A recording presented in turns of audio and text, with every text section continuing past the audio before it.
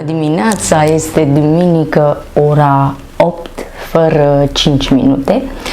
Așa cum am anunțat pe Instagram, pe Ai Carte Ai Parte, intru într-un maraton de citit astăzi pentru că vreau să termin cu Mizerabil. Este momentul să închei acest roman, pe cât de frumos este momentul să-l închei, pentru că trebuie să trec mai departe, adică chiar am multe cărți neterminate încă, mai ales că intrăm în clubul de lectură cu O viață măruntă și probabil știți că are peste 1000 de pagini, deci o să-mi ia iar o lună întreagă doar citit. Ideea e că nu cred că termin, adică eu zic că vreau să termin, dar nu termin, mai am încă 2 volume. Deci eu n-am citit decât volumul 1, volumul al 2-lea, sunt la volumul al 3-lea și mai am, cred că 200 de pagini, mai am din el? Da, mai am 200 de pagini, plus încă volumul 4 și 5. Nu termin în 8 ore. Mi-am propus să stau 8 ore doar de citit astăzi, nu fac nimic altceva, exceptând, bineînțeles, treburile obișnuite ale unui om normal într-o zi, și anume să mănânci, să faci un pic de mișcare. Da, nu renunț la sport, azi fac și sport 15 minute sau 20 cât este programul întreg. Atât îmi iau și eu din timpul meu. Cum spun în titlu, 8 ore cât o zi de muncă. Deci dacă te duci la muncă, îți iei și, nu, de fapt că la muncă ai 8 ore fix doar de muncă, nu faci altceva decât să muncești în 8 ore și mai ai o oră pauză de masă. Numai că eu trișez un pic și schimb, că dacă aș avea puterea să schimb legea, aș pune 8 ore cu tot cu pauza de masă. Așa aș face eu programul de lucru la locul de muncă. Și acum gata, vă las, trec direct la citit. 2 chestii vreau să vă zic. Deci, luna asta avem club de lectură la Agatha Christie, 10 negri mititei. Dacă nu sunteți pe Instagram și nu știți de acest club, puteți să-mi scrieți, am e-mailul aici în descrierea acestui vlog, office@roxanab.ro. Lăsați-mi adresa de e-mail și vă trimit linkul pentru a participa la clubul nostru de lectură.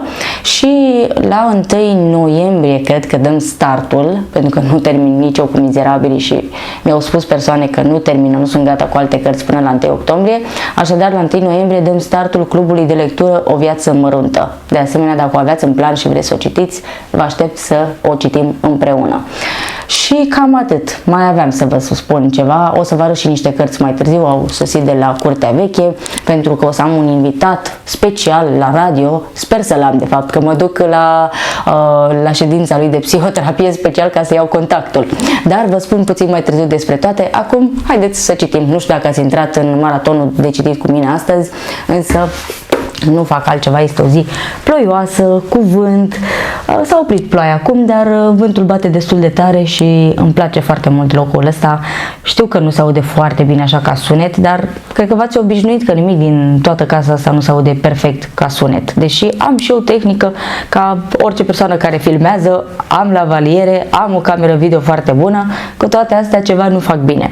Sunt de vină cei de la F64 care mi-au vândut lavalierele. Auziți, domnilor, să faceți și mie ceva, îmi dați un microfon bun aici.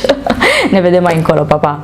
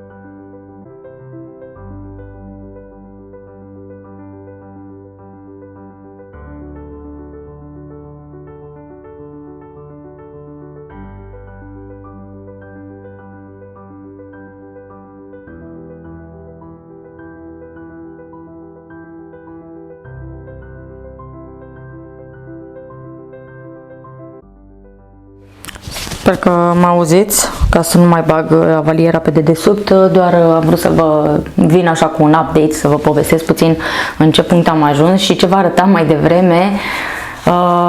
Așa sunt toate cărțile, toate volumele acestea de la Biblioteca pentru Toți, BPT, v-am mai zis și aici pe YouTube și pe Instagram.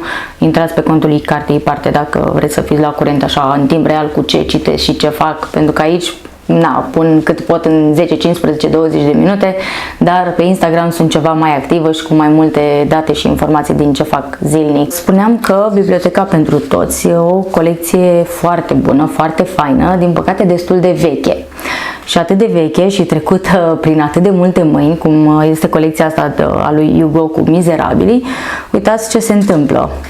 De foarte multe ori am întâlnit asta în timp ce am citit, și anume că sunt paginile lipite între ele, atât de mult lipite, iar eu când încerc să trag de ea și să citesc bucata asta, se rupe efectiv, se desface. Până la urmă o să o las așa și nu o să mai trag de ea. Uneori merge, se dezlipește și se dezlipește într-atât de ușor încât pot să continui cititul și să nu se rupă de tot. Doar să se desfacă de aici și să rămână scrisul ăla mai șters. Dar de cele mai multe ori se rupe complet, uitați cum arată. Și evident bucata asta n-am de unde să o iau, deduc așa din cuvinte cam ce ar putea urma. Multă politică, mai am cât 100 de pagini, Când m-am apucat la ora 8, mai aveam, nu 200, vreo 250. Deci am citit cam 150 până acum. Am făcut și un pic de pauză, am mâncat, am făcut și un pic de mișcare, de sport, că vă ziceam că nu vreau să sar peste lucrurile importante. Am făcut și niște stories pe Instagram, că și acolo trebuie să spun ce ziceam mai devreme, că întrețin activitatea așa în timp real, dar destul de multă pauză astăzi, pentru că vreau să stau doar pe citit, fără social media. Am mai postat un pic, programat ceva și pe grupul Ai Cartea Ai Parte, vă invit și acolo dacă nu sunteți deja. Termin volumul al 3-lea și încep volumul al 4-lea și o să mă opresc acolo. Sper să avansez cât pot de mult și cu al 4-lea. Îmi place foarte mult povestea, doar că ăsta al 3-lea, ce vă ziceam adineauri, e cu multă politică, cu bonapartiști și regaliști, iar în acest volum avem povestea lui Marius.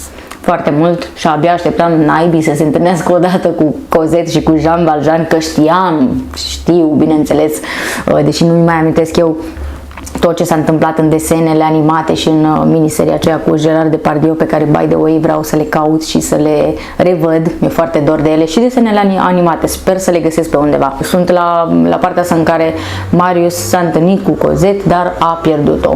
Mă rog, citesc în continuare, văd ce se întâmplă. Acum am văzut că nu mai am baterie, deci a început să mă țină tot mai puțin bateria la camera video. Trebuie să merg neapărat să o schimb. Cred că trebuie să o schimb, dacă nu mai rezist. Adică am văzut asta când plec și fac vloguri de o zi, că n-am cu ce, că nu ține. Trebuie să mă opresc undeva să încarc mereu bateria. Ne vedem un pic mai târziu. Vă mai țin la curent, vă mai povestesc așa pe unde ajung.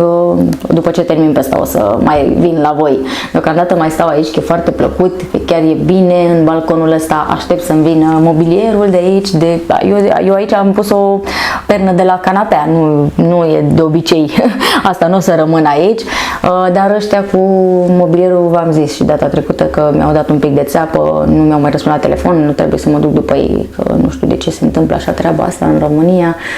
Poate se întâmplă și la alte case mai mari prin afară, dar mie mi s-a întâmplat aici, aici la mine în balcon, care e o bucățică de mobil, adică nu vă gândiți cât pot să vin într-un balcon normal, nici etajere foarte multe ca să nu fie foarte încărcat și nici cărți prea multe nu or să fie, am zis eu că o să fie cu o mini bibliotecă, dar atât cât o să încapă pe rafturi. Ne auzim un pic mai încolo, mă duc să bag camera la încărcat, că văd cum licăre acolo butonul roșu, că nu mai ține și mă întorc. 100 de pagini imediat le dau, gata.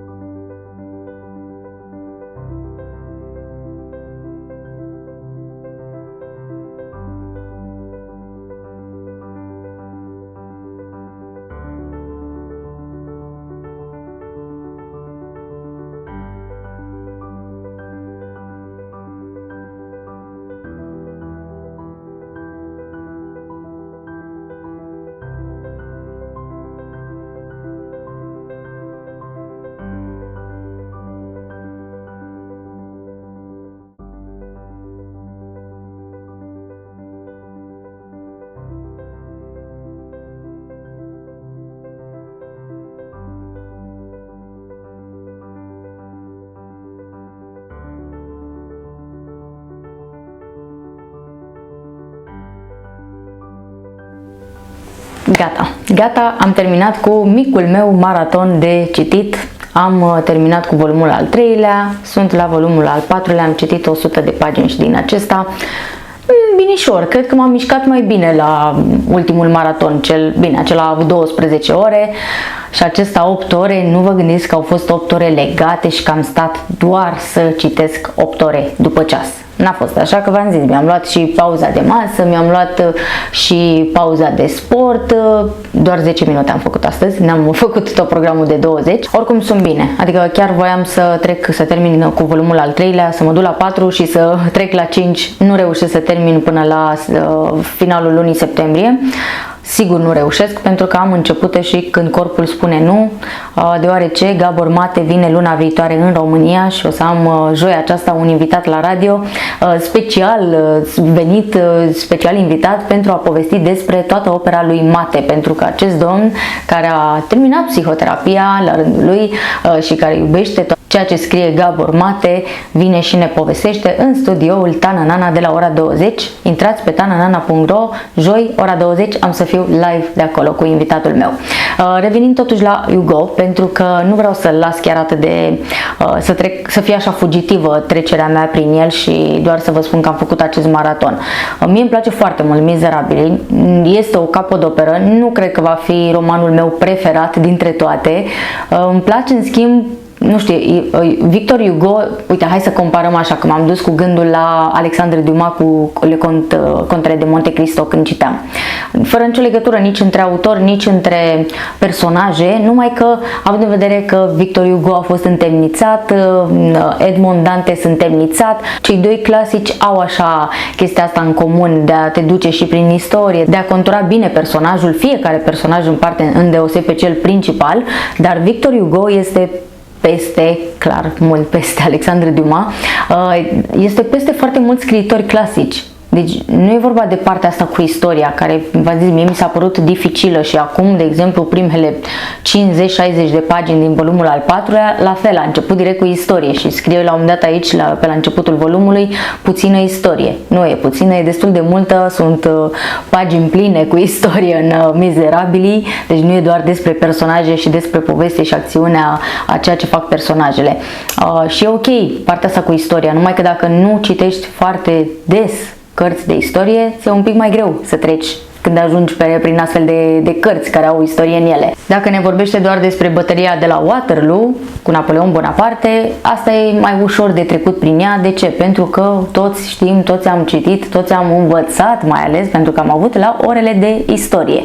Toată lumea știe de bătălia de la Waterloo, dar vorbește aici acum despre Revoluția din 1830. Și eu trebuie să stau să mă gândesc și să caut, pentru că eu nu știu despre această revoluție, nu mi-amintesc și dacă ne-o fi spus proful de istorie, nu mi-amintesc nimic despre asta. Apoi despre regele Ludovic Filip, dacă mi-aduc bine aminte, despre cum este detronat, cum regele Carol al X-lea, pardon, că doar de Carol I știu, regele Carol al X-lea a fost izgonit în urma acestei revoluții din 1830, iar încoronat este acest Ludovic Filip. Trebuie să mă duc înapoi, să mai citesc puțin pasajele alea și să recitesc un pic de istorie. E destul de greu, v-am zis, eu nu citesc cărți de istorie prea des. Și mă bucur când dau de istorie sau de frânturi, de pasaje de istorie în anumite cărți, cum sunt aceste capodopere, aceste romane mari ale lumii, ale literaturii universale, însă nu citesc la fel de ușor. Așadar, cât am citit astăzi e destul de bine, destul de mult, zic eu, pentru că nu sunt chiar pasaje ușoare să citești așa, să răsfăiești, să frunzărești. Citești repede despre Cosette și Jean Valjean și s-a terminat povestea, nu. Sau despre Marius și Gavroche. Apropo că acum sunt la Gavroche.